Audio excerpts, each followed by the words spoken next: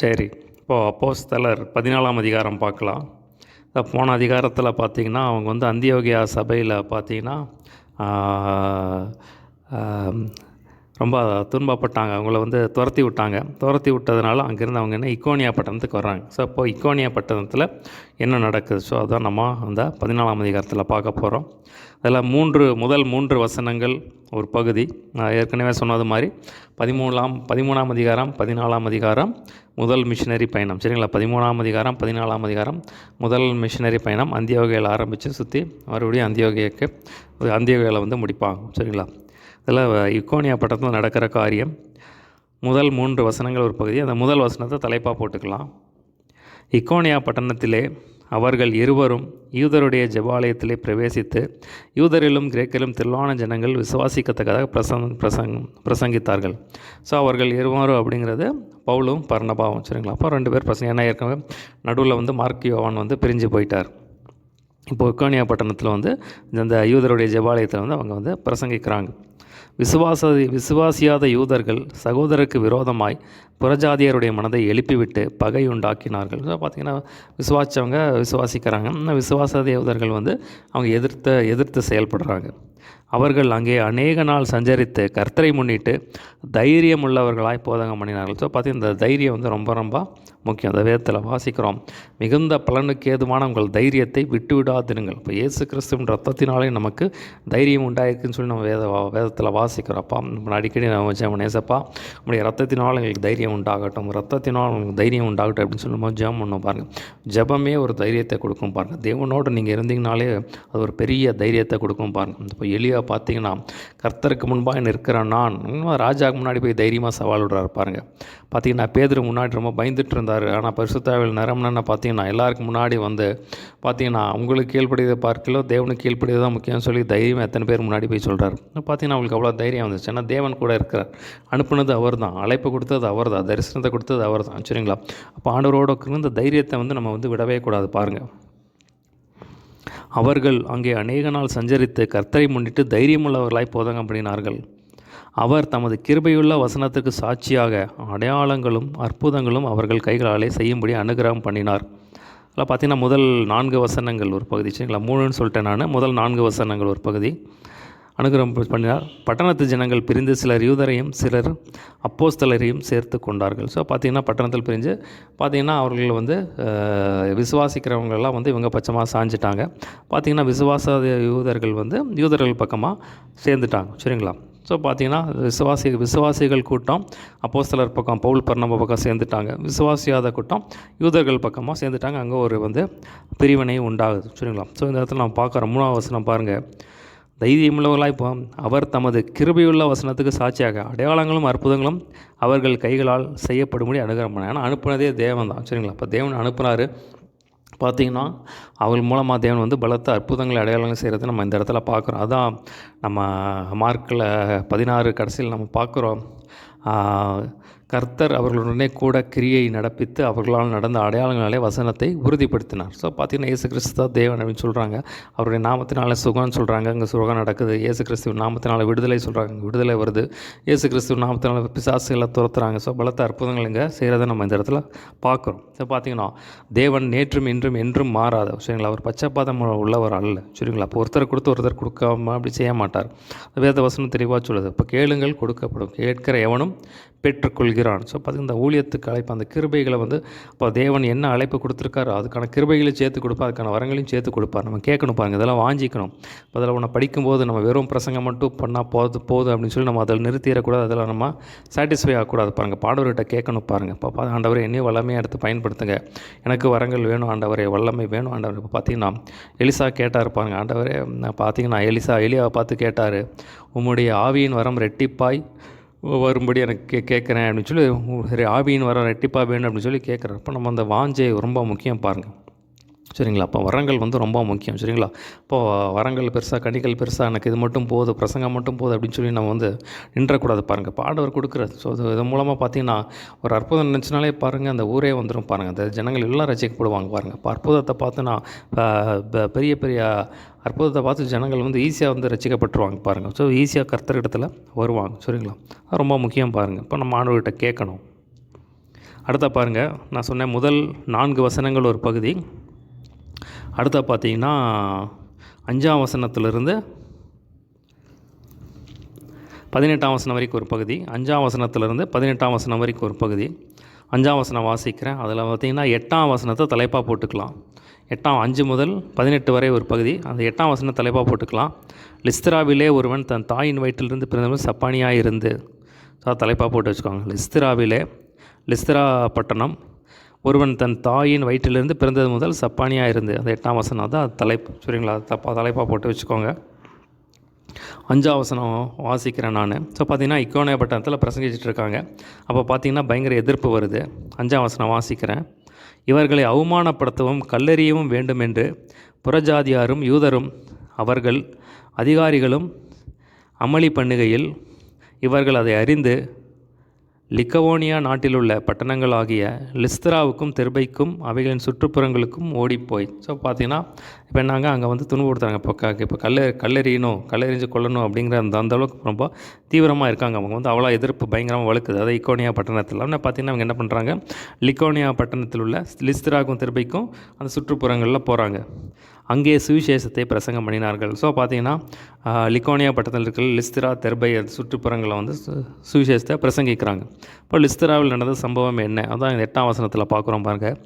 Lystra பட்டணத்தில் ஒருவன் தன் தாயின் வயிற்றிலிருந்து பிறந்தது முதல் சப்பானியாக இருந்து ஒருபோதும் நடவாமல் கால்கள் வழங்காதவனுமாய் உட்கார்ந்து பவுல் பேசுகிறதை கேட்டுக்கொண்டிருந்தான். அவனை பவுல் உற்று பார்த்து, ரட்சிப்புக்கேற்ற விசுவாசம் அவனுக்கு உண்டு என்று கண்டு, நீ எழுந்து கால் உண்டு நிமிர்ந்து நில் என்று உரத்த சத்தத்தோடே சொன்னான். உடனே அவன் குதித்தெழுந்து நடந்தான். அதில் பார்த்தீங்கன்னா லிஸ்திரா பட்டணத்தில் பிறந்தது முதல் வந்து அவன் நடக்கவே இல்லை, சப்பானியாக இருக்கான். பார்த்தீங்கன்னா பவுல் அவர் வந்து போய் ரட்சிப்பை சுவிசேஷத்தை சொல்லிகிட்டு இருக்கும்போது பார்த்தீங்கன்னா அந்த சப்பானி வந்து இவரை உற்று பார்க்குறாரு, பவுலை உற்று பார்க்குறாரு. பார்த்தோன்னே இவர் அந்த ஃபேஸை பார்த்தோன்னே கண்டுபிடிச்சா, அப்போ ரட்சிப்புக்கேற்ற விசுவாசம் இவனுக்கு இருக்குது. அப்போ இந்த வசனம் உள்ளே போய் அவனுக்கு கிரியை செய்து அவனுக்கு விசுவாசம் வந்துருச்சு அப்படின்னு சொல்லி சொல்கிறார் பாருங்க. நீ எழுந்து கால் ஒன்று நிமிர்ந்து நெல் என்று சொல்கிறார். இயேசு நாமத்தில் எழுந்து நெல்னு சொன்னோன்னே உரத்த சத்தத்தோட சொன்னேன்னே அவன் குதித்தெழுந்து நடந்தான்னு சொல்லி நான் பார்க்குறோம் பாருங்கள். இந்த இடத்துல பார்த்தீங்கன்னா வசனத்துக்கு ஏற்ற தேவன் வந்து கிரியை செய்கிறார் பாருங்கள்.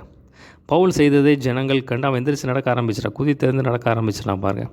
பவுல் செய்ததை ஜனங்கள் கண்டு தேவர்கள் மனுஷருவம் எடுத்து நம்மிடத்தில் இறங்கி வந்திருக்கிறார்கள் என்று லிக்கவோனியா பாஷையிலே சத்தமிட்டு சொல்லி பர்னபாவை யூபித்தர் என்றும் பவுல் பிரசங்கத்தை நடத்தினவன் அப்படின்னா அவனை மெர்க்குரி என்றும் சொன்னார்கள். பார்த்தீங்கன்னா பர்னபா வந்து ஜூபிட்டர்னும், அதே மாதிரி பார்த்தீங்கன்னா பவுல் தான் பிரசங்கத்தை நடத்தினால மெர்க்குரின்னு சொல்லி வந்து அவங்கள வந்து தெய்வமாக்கிட்டாங்க. சரிங்களாப்பா, மனுஷர்கள் தான் வந்து தேவர்கள் தான் வந்து மனுஷர் உருவம் எடுத்து நம்ம இந்த மத்தியில் வந்துக்காங்க சொல்லி அவங்க மனுஷர்களை பவுலை பர்னபாவை தெய்வமாக்கிட்டாங்க. அல்லாமலும் பட்டணத்துக்கு முன்னே இருந்த யூபித்தருடைய கோயில் பூசாரி எருதுகளையும் பூமாளிகளையும் வாசலண்டையிலே கொண்டு வந்து ஜனங்களோட கூட அவர்களுக்கு பலியிட மனதாக இருந்தாங்க. பார்த்திங்கன்னா ஒரு தெய்வத்துக்கு எப்படி ஆரத்தி எடுத்து பலியிடப்படுவாங்க அந்த மாதிரி பண்ண ஆரம்பிச்சிட்டாங்க. அப்போஸ்தலர் பர்னபாவும் பவுலும் அதை கேட்ட பொழுது தங்கள் வஸ்திரங்களை கிழித்து கொண்டு கூட்டத்துக்குள்ளே ஓடி உரத்த சத்தமாய், மனுஷரை ஏன் இப்படி செய்கிறீர்கள்? நாங்களும் உங்களைப் போல பாடுள்ள மனுஷர் தானே. நீங்கள் இந்த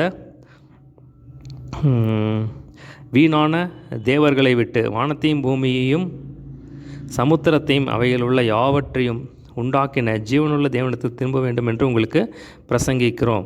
பார்த்திங்கன்னா சொல்கிறாங்க, இங்கே வந்து நாங்களும் மனுஷன்தான். பார்த்திங்கன்னா வசத்தை போய் கிழிச்சிக்கிறாங்க, நான் உங்களை மாதிரி பாடுள்ள மனுஷன்தான், ஏன் இப்படி செய்கிறீங்க? நீங்கள் வந்து இந்த வீணான தேவர்களை வந்து நீங்கள் வந்து வணங்காதீங்க. பார்த்திங்கன்னா வானத்தையும் பூமியும் உண்டாக்கின தேவனை தான் உங்களுக்கு வந்து பிரசங்கிக்கிறோம் அப்படின்னு சொல்கிறார். சென்ற காலங்களிலே அவர் சகல ஜனங்களையும் தங்கள் வழியிலே நடக்க விட்டிருந்தும் அவர் நம்மை நன்மை செய்து வந்து வானத்திலிருந்து மலைகளையும் செழிப்புள்ள காலங்களையும் நமக்கு தந்து ஆகாரத்தாலும் சந்தோஷத்தாலும் நம்முடைய இருதயங்கள் நிரப்பி இவ்விதமாய் அவர் தம்மை குறித்து சாட்சி விளங்க பண்ணாதிருந்தார் என்றார்கள். பார்த்தீங்கன்னா சொல்கிறாங்க, நீங்கள் வந்து தேவனை ஏற்றுக்கொள்ளுங்க, அவர் தான் மெய்யான தேவன், அவர் தான் ரட்சகர்னு சொல்லி சொல்கிறாங்க. இப்போ நாங்கள் வந்து சாதாரண மனுஷர் தான் அப்படின்னு சொல்லி சொல்கிறாங்க. பார்த்தீங்கன்னா அந்த இடத்துல பார்க்குறோம் அவங்க வந்து அந்த மகிமை அந்த மகிமை நான் அற்புதம் செஞ்சது தேவன். ஸோ அந்த மகிமையை வந்து இவங்க எடுக்கலை. ஸோ பார்த்தீங்கன்னா நாங்கள் உங்களை மாதிரி மனுஷங்க தான், நீங்கள் வந்து தேவனுக்கு மகிமையை கொடுங்க அப்படின்னு சொல்லி நம்ம அந்த இடத்துல வந்து சொல்கிறாரு பாருங்க. அதே மாதிரி பார்த்தீங்கன்னா ஒரு இடத்துல பேதுருவை காலை விழுறதுக்கு வருவாங்க. அவர் சொல்கிறார், இல்லை நானும் உங்களை மாதிரி மனுஷன் தான் அப்படின்னு சொல்லி பார்த்தீங்கன்னா அப்படியே மகிமையை திருப்புறாரு. பார்த்தீங்களா, நம்ம வந்து சாதாரண மனுஷர்கள் தான். ஸோ பார்த்தீங்கன்னா யாராவது இந்த மாதிரி ஜனங்கள், அறியாத ஜனங்கள் வரும்போது நம்ம அப்படி வந்து அதை தடுத்துன்னு பாருங்கள். நான் இல்லை, தேவன் தான் அப்படின்னு சொல்லி நம்ம அந்த மகிமையை வந்து தேவனுக்கு திருப்புவது நல்லது. சரிங்களா, ஆனால் எந்த மகிமை தேவையில்லாத காரியங்கள் நமக்கு என்ன வரும்போது அது நமக்கு தேவையில்லாத வீண் பெருமைகளை கொண்டு வந்து அது நமக்கே ஒரு அழிவை கொண்டு வரக்கூடியதாக இருக்குது. அதில் நம்ம எச்சரிக்கையாக இருக்க வேண்டியது அவசியம். இப்படி அவர்கள் சொல்லியும் தங்களுக்கு ஜனங்கள் பலியிடாதபடிக்கு அவர்களை அமர்த்துகிறது அரிதாக இருந்தது. ஸோ அந்த இடத்துல பார்க்குறோம் பாருங்கள். பார்த்தீங்கன்னா அவங்க என்ன தான் சொன்னாலும் அவங்க கேட்க மாட்டேங்க. இல்லை நீங்கள் தேவன் தான் சொல்லி பார்த்தீங்கன்னா, ஏன்னா அப்போ புறஜாதிகள் அவங்களுக்கு வந்து ஒரு சின்ன காரியம், ஒரு பெரிய காரியம், சின்ன காரியம் நடந்தாலே அவங்களுக்கு பெருசாக இருக்கும். இந்த மாதிரி பெரிய காரியம் நடந்தேன்னு அவங்களுக்கு பயங்கரமாக இருக்குது. ஸோ பார்த்தீங்கன்னா அவங்களுக்கு வந்து அப்படியே பார்த்து மயங்கிட்டாங்க. அதனால் பார்த்தீங்கன்னா அவங்களை அமுத்துறது ரொம்ப கஷ்டமாக இருக்குது அப்படின்னு சொல்லி பார்க்கும். ஸோ பார்த்தீங்கன்னா அந்த மாதிரி இது ரொம்ப முக்கியமான காரியம் பாருங்கள். ஆவியானவர் அவங்களை நடத்துகிறார். சரிங்களா, ஆவியானவர் தான் பிரித்து விட்டுறது, ஆவியானவர் தான் கொண்டு போகிறது, ஆவியானவர் தான் ஊழியத்தை கொண்டு போகிறது, ஆவியானவர் தான் எல்லாம் செய்கிறது. பாருங்களா, ஆவியானவரால் நடத்தப்படும் போது அந்த கிரியைகள் வந்து பயங்கரமாக இருக்கிறத நம்ம இந்த இடத்துல பார்க்குறோம். இப்போ நம்ம கேட்கணும், ஆவியானவரே நீங்கள் என்ன நடத்துங்க, சித்தமானபடி நடக்க எனக்கு உதவி செய்யுங்க அப்படின்னு சொல்லி நம்ம பார்க்குறோம். அது ஆண்டவர் சொல்கிறாரு, தேவனுடைய சித்தத்தின்படியே செய்யணும் அப்படின்னு சொல்லி, தேவனுடைய சித்தத்தின்படி செய்கிறேன் இன்றைக்கு பாக்கியவான் அப்படின்னு சொல்லி நம்ம பார்க்குறோம். சரிங்களா, அப்போ பார்த்திங்கன்னா இதில் நம்ம ரொம்ப எச்சரிக்கையாக இருக்க வேண்டியது அவசியம். இப்போ நம்ம இதெல்லாம் கேட்கணும் பாருங்கள். இப்போ அப்போஸ்தலர் நடவடிக்கைகள் ஃபுல்லாக பார்த்திங்கனாலே பிரசங்கம் பண்ணுவாங்க, அங்கே அற்புதம் பண்ணுவாங்க, பிரசங்கம் பண்ணுவாங்க, அற்புதம் பண்ணுவாங்க, பிரசங்கம் பண்ணுவாங்க, அற்புதம், இதே காரியங்கள் நம்ம பார்க்கணும். அதே மாதிரி பாடுகளும் ஒரு சைடு வந்து பயங்கரமாக வரும் பாருங்கள். ஸோ அது எல்லாத்துலேயும் வந்து தாக்கு பிடிச்சி நிற்பாங்க பாருங்கள். ஸோ அதெல்லாம் ஒரு அப்போஸ்தலர் புக்கு ஒரு சவாலான புக். இப்போ சுவிசேஷ புஸ்தகத்தில் இயேசு கிறிஸ்து பலத்த அற்புதங்களை செஞ்சார். இதெல்லாம் பார்த்தீங்கன்னா அப்போஸ்தலர்கள் அதை செய்வாங்க பாருங்கள். அப்போ நம்ம அந்த தேவன் தான் இன்றைக்கி நம்மோடு இருக்கிறார். சரிங்களா, அந்த அப்போஸ்தலர் புக்கு ஒரு அருமையான புக்கு. அப்போது அதான் அப்போஸ்தலர் நடவடிக்கைகள் இருக்கு. அப்போ நடந்தார்கள். சரிங்களா, அவங்க வந்து அப்படியே நடந்தார்கள். சரிங்களா, பார்த்தீங்கன்னா இப்போ இயேசு கிறிஸ்து எப்படி இருந்தார், அப்போ ஆவியானவர், அப்போ இயேசு கிறிஸ்துவை பரிசுத்த ஆவியானவர் நடத்தினார். ஸோ அதே மாதிரி தான் பரிசுத்த ஆவியானவர் நிறந்திருந்தார், பரிசுத்த ஆவியானவர் நடத்தினார். ஸோ இவங்களுக்கு பார்த்தீங்கன்னா பரிசுத்த ஆவியானவர் நிரப்பப்பட்டாங்க, பரிசுத்த ஆவியானவர் நடத்தப்படுறாங்க. ஸோ அதை நம்ம பார்க்குறோம். ஸோ அது ரொம்ப ஒரு முக்கியம் பாருங்கள். இதில் பார்த்தீங்கன்னா அதில் நிறைய இடத்துல நம்ம பார்க்க முடியும். பரிசுத்த ஆவியானவர் நான் பரிசுத்த ஆவியானவர் நிறைந்து இருக்கும்போது ஆவியானவர் நம்ம நடத்துவார் பாருங்கள். அது வேதத்தில் ஃபுல்லாக இந்த அப்போஸ்தலர் புக்கில் நம்ம பார்க்கும்போது பரிசுத்த ஆவியானவர் நடத்தினார்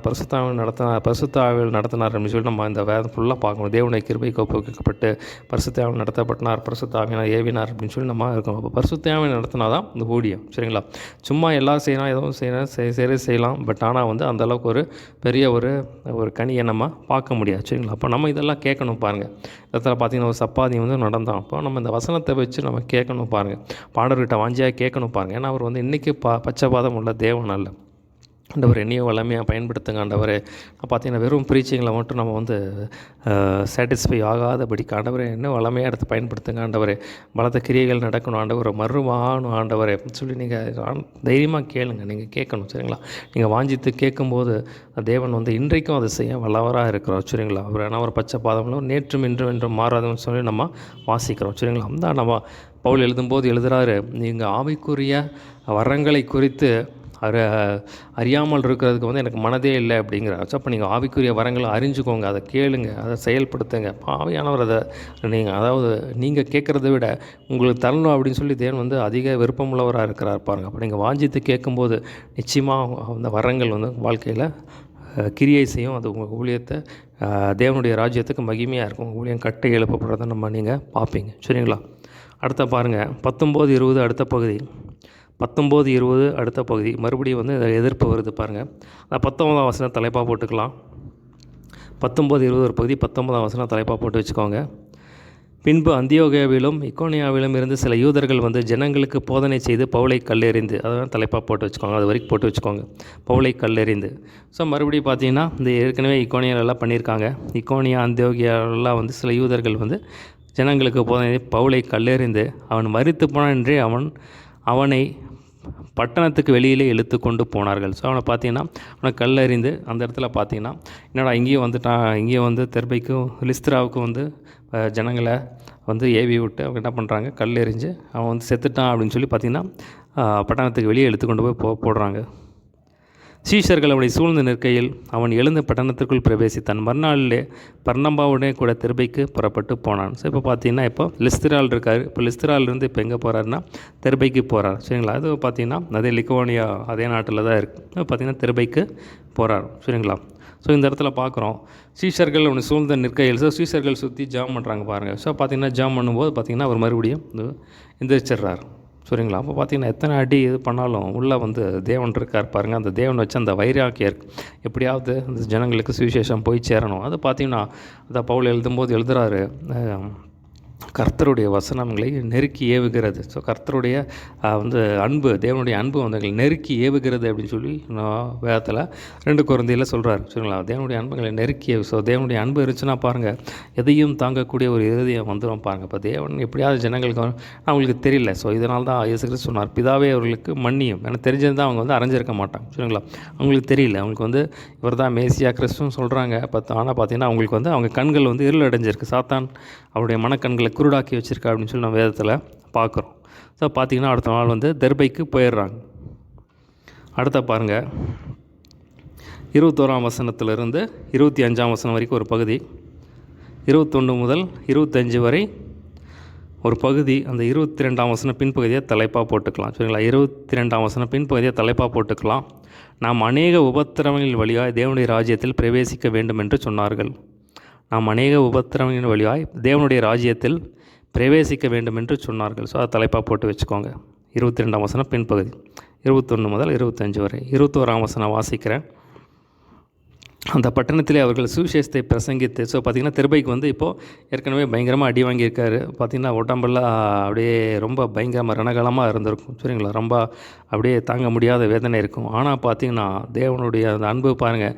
அங்கே தெர்பையில் போய் மறுபடியும் பார்த்திங்கன்னா தெர்பைக்கு போய் அங்கேயும் பார்த்திங்கன்னா சுவிசேஷத்தை பிரசங்கிக்கிறாங்க. அநேகரை சீஷனாக்கின பின்பு அந்த பட்டணத்திலே அவர்கள் சுவிசேஷத்தை பிரசங்கித்து அநேகரை சீஷனாக லிஸ்திராவுக்கும் மறுபடியும் பார்த்திங்கன்னா லிஸ்திராவுக்கு வராங்க, இக்கோனியாவுக்கு வராங்க, அந்தியோகியாவுக்கும் திரும்பி சீசரோட மனதை திடப்படுத்தி விசுவாசத்தில் நிலைத்திருக்கும்படி அவர்களுக்கு புத்தி சொல்லி நாம் அநேக உபத்திரங்கள் வழியாக தேவனுடைய ராஜ்யத்தில் பிரவேசிக்க வேண்டும் என்று சொன்னார்கள். சரிங்களா? அது ரொம்ப ஒரு முக்கியமான ஒரு காரியம் பாருங்கள்.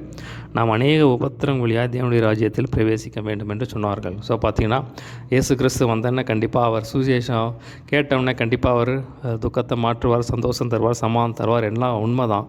ஆனால் இன்னொரு சைடு நம்ம பாடுகளை அனுபவிக்க நம்ம அழைக்கப்பட்டிருக்கிறோம். சரிங்களா? அதான் இயேசு கிறிஸ்து சொன்னார், உலகத்திலே உங்களுக்கு உபத்திரம் உண்டு, நான் உலகத்தை ஜெயித்தேன். ஸோ உபத்திரம் உண்டு அப்படின்னு சொல்லி சொன்னார். பார்த்தீங்கன்னா ஆண்டவர் கூட இருப்பார். ஆண்டவர் சொல்லும்போது வெளிப்படத்தில் சொல்லும்போது சொல்கிறார், நீ படப்போகிற பாடுகளை குறித்து எவ்வளோ வேணும் பயப்படாதே அப்படின்னு நான் கூட இருக்கேன் அப்படின்னு சொல்லி சொல்கிறார். அதான் உலகத்தின் முடிவு பிறந்தோம் நம்மளோட கூட இருக்கேன் அப்படின்னு சொல்லி சொல்கிறார். சரிங்களா? அதே மாதிரி பார்த்திங்கன்னா பிலிப்பியர் 1:29 நம்ம வாசிக்கிறோம், நீங்கள் விசுவாசிக்கிறதற்கு மாத்திரமல்ல பாடுபடுகிறதுக்கு உங்களுக்கு அருளப்பட்டிருக்கிறது. சரிங்களா? அப்போ பார்த்தீங்கன்னா எப்படி ஒரு தண்டபாலத்தில் 2 ட்ராக், அந்த ட்ராக் 2 ட்ராக் 2 போர் பார்த்திங்கன்னா ஒரு பக்கம் பார்த்திங்கன்னா தேவனுடைய அன்பு, சந்தோஷம், சமாதானம், இன்னொரு பக்கம் பாடுகள். சரிங்களா? ரெண்டுமே இப்படி இருக்கும். சரிங்களா? இப்போ கிறிஸ்தவ வாழ்க்கையில் கடைசி வரைக்கும் இந்த பாடுகள், போராட்டங்கள் இருக்கும். ஆனால் ஒரு பக்கம் ஒரு பக்கம் ஆசீர்வாதம், ஊழியம் மற்ற ஆண்டவர் அதையும் செஞ்சிட்ருப்பார். சரிங்களா? அப்போ ரெண்டுமே இருக்கும். சரிங்களா? ஸோ அதில் பார்த்தீங்கன்னா அதுதான் பவுல் எழுதும்போது எழுதுகிறாரு, கிறிஸ்துவின் ரோமர் 8ஆம் அதிகாரத்தில் கடைசியில் எழுதும்போது எழுதுகிறாரு, கிறிஸ்துவின் அன்பை விட்டு நம்மை பிரிப்பவன் யார்? உபத்திரவமோ, வியாகுலமோ, துன்பமோ, பசியோ, நிர்வாணமோ, நாசமோசமோ, பட்டயமோ. ஸோ பார்த்திங்கன்னா என்ன ஆனாலும் சரி, மரணமானாலும், ஜீவனானாலும், தேவ தூதர்களான அதிகாரங்களாலும், வல்லமையினாலும், நிகழ்காலங்களாலும், வருங்காரியங்களானாலும், உயர்வானாலும், தாழ்வானாலும், வேறு எந்த ஒரு சிருஷ்டியானாலும் நம்முடைய கர்த்தராகிய இயேசு கிறிஸ்துவுள்ள தேவனுடைய அன்பை விட்டு நம்மை பிரிக்க மாட்டாது என்று நிச்சயித்திருக்கிறேன். ஸோ பார்த்திங்கன்னா உச்சக்கட்ட பாடுகளை பார்த்த அவர் சரிங்களா சொல்கிறார், ஒவ்வொருத்தரனா என்ன, வியாகுலம்னா என்ன, துன்பம்னா என்ன, பசியா, நிர்வாணம், நாசமோசமா, பட்டயமோ, எதுக்குமே நான் பயப்பேன். ஏன்னா தேவனுடைய அன்பு உள்ளே இருந்துச்சுன்னா பாருங்கள், அது எதையும் தாங்கக்கூடிய ஒரு இருதயத்தை கொடுக்குது பாருங்கள். ஸோ அது ரொம்ப முக்கியம் பாருங்கள். இப்போ தேவனுடைய அன்பு நமக்குள்ளே வந்துச்சுன்னா அது எதையும் தாங்கக்கூடிய ஒரு பக்குவத்தையும் கிருபையும் நமக்கு தருகிறத நம்ம பார்க்குறோம். ஸோ இப்படி தான் பார்த்திங்கன்னா அவர் ஊழியக்காரரை பற்றி கேள்விப்பட்டேன். ரிச்சர்ட் உம்ரான் அப்படிங்கிறவர் பார்த்திங்கன்னா ஒரு மிஷினரி, ஒரு ரிச்சர்ட் உம்ரான் அப்படிங்கிறவர், அவர் கிட்டத்தட்ட பார்த்திங்கன்னா 7 வருஷம் போட்டு ரொம்ப டார்ச்சர் பண்ணாங்க. அவர் பார்த்திங்கன்னா அவரோட ஊரில் பார்த்திங்கன்னா அவர் ஜெயிலில் வச்சு 7 வருஷமாக அவர் டார்ச்சர் பண்ணாங்க. மறுபடியும் ரிலீஸ் பண்ணிட்டாங்க. மறுபடியும் பிடிச்சி ஒரு 7 வருஷம், கிட்டத்தட்ட 14 வருஷம் வந்து அவரை பிடிச்சி அவ்வளோ கொடுமைப்படுத்தியிருக்காங்க. ஸோ பார்த்திங்கன்னா அந்த அளவுக்கு இப்போ டார்ச்சரை வந்து தாங்கியிருக்காரு. பார்த்திங்கன்னா தேவனுடைய அன்பு அவருக்குள்ளே இருந்ததுனால, சரிங்களா. எனக்கு பார்த்திங்கன்னா அதுக்கப்புறம் வந்து அவரை விடுதலை பண்ணிட்டாங்க. ஸோ ஆண்டவர் ஆசீர்வாதத்தை உயர்த்தினார் நம்ம பார்க்குறோம், சரிங்களா. அப்போ பார்த்திங்கன்னா அப்போ தேவனுடைய அன்பு உள்ளே இருக்கும்போது எதையெல்லாம் சகிப்புத்தன்மை அந்த வந்து நமக்குள்ளே வந்துடும் பாருங்கள், சரிங்களா. அப்போ பார்த்திங்கன்னா நம்ம தேவன் கூட இருந்தால் போதும் பாருங்கள், சரிங்களா. அப்போ தேவன் நம்ம நடத்துகிறார், தேவனுடைய சித்தத்தின்படி நினைச்சா ரொம்ப முக்கியம் பாருங்கள். அப்போ பரிசுத்தமாக நம்ம நடத்தணும், சரிங்களா. அப்போ தேவ சித்தத்தின்படி நம்ம ஒப்பு கொடுக்கும்போது தேவன் எல்லாவற்றையும் பார்த்துக்கொள்வார் பாருங்கள். அதனால் உபத்திரவை பார்த்து நம்ம வந்து பயப்படக்கூடாது. இவங்களுக்கு அநேக உபத்திரங்கள் வந்துச்சு, ஆனால் பார்த்தீங்கன்னா இவங்க ஊழியத்தை வந்து நிறுத்தவே இல்லை. ஊழியத்தை பார்த்த பாடு செஞ்சுக்கிட்டே தான் இருக்காங்க. ஆனால் தேவன் தான் அனுப்புகிறா இருப்பாங்க. ஆனால் தேவன் அந்த கிருபையை வச்சு கொடுக்காது, கிருபையை கொடுக்குறா இருப்பாங்க, எல்லாத்தையும் தாங்கக்கூடிய அந்த கிருபையை கொடுக்குறா இருப்பாங்க. ஆனால் தேவனுடைய அன்பை உள்ளே வச்சுட்டார். 23ஆம் வசனம் பாருங்கள். அல்லாமலும் அந்தந்த சபைகளில் அவர்களுக்கு மூப்பர்களை ஏற்படுத்தி வைத்து உபவாசத்தை ஜெபம் பண்ணி அவர்கள் விசுவாசித்து பற்றி கொண்ட கர்த்தருக்கு அவர்களே ஒப்புவித்தார்கள். ஸோ பார்த்திங்கன்னா அங்கே இருக்க ரசிக்கப்படுறாங்க, போகிற ஊர்லெல்லாம் வந்து ரசிக்கப்படுறாங்க. ஸோ அந்த இடத்துல ஒரு சபையை ஏற்படுத்தி அவங்க வந்து பாஸ்டர்ஸையும் மூப்பர்களை ஏற்படுத்தி உபவாசம் பண்ணி ஜெபம் பண்ணி அதை அவங்கள வந்து கர்த்தருக்கு ஒப்பு வச்சிடறாங்க, சரிங்களா. அதுவும் ரொம்ப முக்கியம் பாருங்கள். கர்த்தருக்கு ஒப்பு கொடுத்துட்டா கர்த்தர் நடத்துவார், சரிங்களா. அப்போ பார்த்திங்கன்னா அப்பப்போ இவங்க வந்து ஒரு மேற்பார்வை மட்டும் பார்க்குறாங்க. 14ஆம் வசனம் பாருங்கள். பின்பு பிசிதியா நாட்டை கடந்து பம்பிலியா நாட்டிற்கு வந்து பெர்கே ஊர்களில் வசனத்தை பிரசங்கித்து அத்தலியா பட்டணத்திற்கு போனார்கள். ஸோ மறுபடியும் போகிற இடத்துலலாம் நிறைய இடத்துக்கு பிசிதியா போகிறாங்க, பம்பிலியா போகிறாங்க, பெர்கே போகிறாங்க, அத்தாலியா பட்டணத்துக்கு அங்கே போகிற இடத்துலலாம் பார்த்திங்கன்னா எங்கெங்கே சான்ஸ் கிடைக்குதோ அங்கெல்லாம் வந்து சுவிசேஷத்தை பிரசங்கிச்சுட்டே போகிறாங்க, சரிங்களா. ஸோ நம்ம அந்த இடத்துல பார்க்கும் அதோட அந்த பகுதி முடியுது. அடுத்து 26, 27 கடைசி பகுதி. அந்த 26ஆம் வசனத்தை தலைப்பாக போட்டுக்கலாம். அங்கே கப்பல் ஏறி தாங்கள் நிறைவேற்றின கிரியைக்காக தேவனுடைய கிருபைக்கு ஒப்புவிக்கப்பட்டு புறப்பட்டு அந்தியோகியாவுக்கு வந்தார்கள், சரிங்களா. அந்தியோகியாவில் ஆரம்பித்து மறுபடியும் வந்து அந்தியோகியாவுக்குலாம் முடிச்சிட்டாங்க. ஸோ இதாக பார்த்திங்கன்னா முதல் மிஷினரி பயணம். முதலாவது 13ஆம் வசனத்தில் 13ஆம் அதிகாரத்தில் ஆரம்பித்து 14 2 அதிகாரம் வந்து அந்தியோகியாவில் ஆரம்பித்து மறுபடியும் வந்து அந்தியோகியாவிலே வந்து முடிக்கிறாங்க. ஸோ இந்த இடத்துல வாசிக்கிறோம். அங்கே கப்பல் ஏறி தாங்கள் நிறைவேற்றின கிரியைக்காக தேவனுடைய கிருபைக்கு ஒப்புவிக்கப்படும். அப்போ தேவ கிருபையில் இருக்காங்க. இப்போ தேவ தெய்வங்களை நடத்துது, தேவ ஆவியானவங்களை நடத்துகிறார். ஸோ பார்த்திங்கன்னா தேவ ஒரு ஊழியத்தை கொடுக்கும்போது அதுக்கான கிருபையும் ஆண்டவர் சேர்த்து கொடுக்குறார். அது எப்படி செய்கிறது, எங்கே போகிறது, என்ன செய்கிறது அப்படிங்கிற கிருபையை கொடுக்குறார். அப்போ தேவ கிருபையினால் வந்து அவங்க நடத்தப்படுறதை நம்ம இந்த இடத்துல பார்க்குறோம், சரிங்களா. தேவ கிருபைக்கு ஒப்புவிக்கப்பட்டு புறப்பட்டு அந்தியோகியாவுக்கு வந்து அப்போ அப்படின்னா இன்னொருத்த சைடில் சொன்னோம்னா தேவ சித்தத்தின்படியாக செஞ்சாங்க அப்படின்னு சொல்லலாம், சரிங்களா. அப்போ தேவனுடைய சித்தத்தின்படியாக அவர்கள் தேவனுடைய ஊழியத்தை செஞ்சு அந்த ஃபஸ்ட் மிஷினரி பயணத்தை முடித்தாங்க அப்படின்னு சொல்லி நம்ம எடுத்துக்கலாம், சரிங்களா. தேவனுடைய பரிபூர்ண சித்தத்தின்படியாக செஞ்சாங்க அப்படின்னு சொல்லி நம்ம அங்கே எடுத்துக்கலாம், சரிங்களா. அப்போ இந்தியாவில் ஆரம்பித்து மறுபடியும் இந்தியாவுக்கு வந்து முடிச்சிட்டாங்க, சரிங்களா. எத்தனையோ பாடுகள் பிரச்சனைகள் வந்தாலும் அவர்கள் உயிர் போல, ஏன்னா அவர்கள் மேலே ஒரு தேவன் ஒரு அழைப்பை வச்சுருக்காரு, ஒரு தரிசனத்தை வச்சுருக்காரு. அது முடிகிற வரைக்கும் அவங்க உயிர் போகாது, சரிங்களா. அப்போ மற்ற யாராவது இடத்துலையும் அவங்க அடிக்கணும்னு நினச்சா தேவன் அனுபவிச்சாதான் அவங்க மேலே கை வைக்க முடியும், சரிங்களா. இல்லைன்னா அதே மாதிரி தான். இப்போ ஆண்டவர் வந்து அனுபவிச்சாதான் மற்றவங்க வந்து கை வைக்க முடியும், இல்லைன்னா வந்து ஆண்டவர் வந்து அனுமதிக்க மாட்டார். 27ஆம் வசனம் பாருங்கள். அவர்கள் அங்கே சேர்ந்த பொழுது சபையை கூடி வரச் செய்து தேவன் தங்களை கொண்டு செய்தவைகள் அவர்கள் செய்தவைகளையும் அவர் புறஜாதிகளுக்கு விசுவாசத்தின் கதவை திறந்ததையும் அறிவித்து அங்கே ஸ்ரீசருடனே கூட அநேக நாள் செஞ்சார். மறுபடியும் அந்தியாவுக்கு வந்து சபையை கூடிய வச்சது புறஜாதிகள் எப்படி ஆண்டவர் கதவை திறந்தார், என்னென்ன அற்புதங்கள் செஞ்சால் எல்லாம் சொல்லி சாட்சியாக சொல்கிறாங்க. ஸோ இந்த மாதிரி மற்ற தேவன் நடத்தின காரியங்களை சாட்சியாக சொல்லும்போது அப்போ என்ன ஆகும் அப்படின்னா மற்றவங்களுடைய விசுவாசம் வந்து இன்னும் நல்லா நல்லா உயர்த்தப்படும், சரிங்களா. மற்றவங்களுக்கு நல்லா அது விசுவாசமாக இருக்கும், சரிங்களா. அப்போ எல்லாம் வந்து சொல்கிறாங்க, சரிங்களா. ஸோ அதான் நம்ம இந்த இடத்துல பார்க்குறோம். அங்கே ஸ்ரீசருடனே கூட அநேக நாள் சஞ்சரித்தார்கள். மறுபடியும் அந்தியாவுக்கு வந்து அந்த இடத்துல சஞ்சரிக்கிறாங்க அப்படின்னு சொல்லி நம்ம அந்த இடத்துல பார்க்குறோம், சரிங்களா. ஸோ இந்த 14ஆம் அதிகாரத்தில் என்ன பார்த்தோம் அப்படின்னா இக்கோனியா பட்டணத்துக்கு வர்றாங்க. அங்கே பார்த்திங்கன்னா நிறைய பேர் விசுவாசிகள் ஆகிறாங்க. அங்கே அற்புத அடையாளங்கள் தேவன் செய்கிறாரு. ஆனால் பார்த்திங்கன்னா அங்கே எதிர்ப்பு வருது. அங்கே இருந்தது பார்த்திங்கன்னா லிஸ்திரா பட்டணத்துக்கு வர்றாங்க. லிஸ்திரா பட்டணத்துக்கு வந்து பார்த்திங்கன்னா அங்கே ஒரு சப்பானியை வந்து குணமாக்குறாங்க. பார்த்தீங்கன்னா தேவன் அங்கே அவங்க மூலமாக சப்பானியை குணமாக்குறாரு. அதன் மூலமாக அநேகர் ரட்சிக்கப்படுறாங்க. அங்கேயே எதிர்ப்பு வருது. அங்கேருந்து பார்த்திங்கன்னா மறுபடியும் தெர்பைக்கு வர்றாங்க. தெர்பையில் தெர்பையில் அங்கேயே பிரசங்கிக்கிறாங்க. பார்த்திங்கன்னா அங்கே நிறைய பேரை சீசர்கள் திடப்படுத்தி பார்த்திங்கன்னா அங்கங்கே எல்லா எங்கெங்கெல்லாம் விசுவாசிகள் சேர்ந்தாங்களோ அங்கே சபையில் மூப்பர்களையும் பாஸ்டர்களையும் ஏற்படுத்தி ஜெபம் பண்ணி கர்த்தருக்கு அவங்கள ஒப்பு கொடுக்குறாங்க. ஸோ மறுபடியும் பிசீதியா, பம்பிலியா, பெர்கே, அத்தாலியா இந்த மாதிரி எல்லா இடத்துக்கும் மறுபடியும் அந்தியோகியாவுக்கு சேர்ந்து சீஷர்களுக்கு மறுபடியும் சபையை கூட்டி அந்தியோகியா சபையில் ஜனங்களை கூட்டி சீஷர்களை கூட்டி அவங்களுக்கு என்ன ஆகுனா தேவன் என்னென்ன செஞ்சார் அப்படின்னு சொல்லி அவங்களுக்கு சாட்சியாக சொல்கிறாங்க. ஸோ அதான் இந்த 14 இந்த முதலாம் மிஷினரி பயணம் அதில் முடியுது. சரிங்களா?